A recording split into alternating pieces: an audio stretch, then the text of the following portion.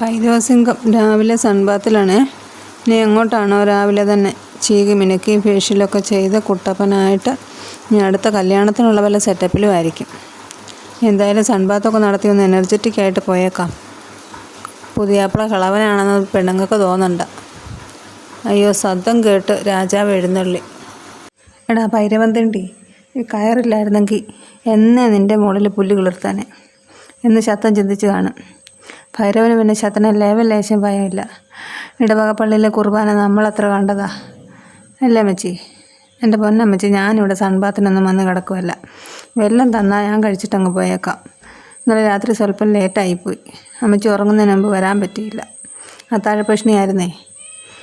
എലിയെ പിടിക്കാനൊന്നുള്ള മൈലേജൊന്നും ഇപ്പോൾ ഇല്ല. അതുകൊണ്ട് പഴങ്കഞ്ഞി വല്ലതും ഉണ്ട് ഇങ്ങോട്ട് എടുത്തേ. ഇച്ചിരി മീൻ്റെ ചാറോ വല്ലതും ഇട്ട് കൂട്ടി കുഴച്ചിങ്ങോട്ട് തന്നേ. കഴിച്ചിട്ട് പോട്ട്. 100 കൂട്ടം പണിയുണ്ട്. 100 കൊച്ചുങ്ങളുണ്ട്. കൊച്ചുങ്ങളുടെ എല്ലാം വിവരം തിരക്കിയിട്ട് വരട്ടെ.